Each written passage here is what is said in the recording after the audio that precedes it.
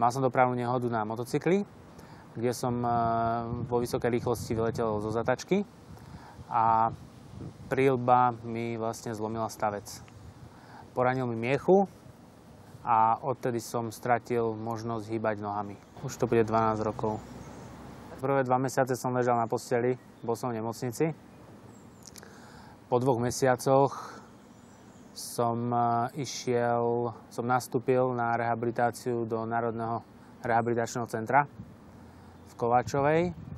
No a tam som začal vlastne sa učiť obsluhovať vozík. Cit v nohách sa mi vrátil, sa mi obnovil, ale pohyb nie. Absolvoval som jedno liečenie, bolo to v Číne. Tam mi transplantovali kmeňové bunky do miechy. Videl som v tom šancu, že tá operácia v Číne by mi mohla pomôcť, takže vlastne 2 roky som robil všetko preto, aby som sa tam dostal. Momentálne teda nevidím žiadny výsledok. Už potom, ako keby nastal taký zlom, tak som začal aj trošku inak fungovať. Už som nezačal tak chorobne riešiť ten môj stav. Začal som sa venovať takým normálnym veciam. Hej. Začal som napríklad študovať na vysokej škole. Podnikám, mám chránenú dielňu. Moja podnikateľská činnosť, alebo teda pracovná činnosť spočíva v tom, že sa venujem kopírovaniu tlačovín alebo výrobe plagátov, reklamných letákov a celá moja práca je viac menej na počítači. Ďalšia vec, ktorej sa venujem, tak je šoferovanie. To mám strašne rád. Šoferovanie mám ako relax. Mám to ako relax a asi je to niečo, čo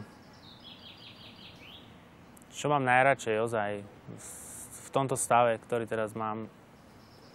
Že mi to dáva taký pocit tej mobility a toho, že v tom aute tiež sedím a neuvedomujem si to, že som na vozíku. Už teraz nerozmýšľam nad tým, čo som sa vzdal, ale rozmýšľam nad tým, čo môžem robiť. Spolieham sa na tie tradičné spôsoby rehabilitácie a liečby. Či už je to tá kyslíková komora, alebo aktívna rehabilitácia, cvičenie samo o sebe. A plávam strašne rád. Čo je moja najväčšia túžba? No, tak určite začať chodiť znovu. Chcel by som to dokázať aj vďaka kyslíkovej terapii, ktorú absolvujem momentálne, a aj vďaka rehabilitácii v Adeli centre. Na to potrebujem podporu nejakú. A tú podporu mám teda určite v najbližšej rodine, čo je moja mamina a moja priateľka.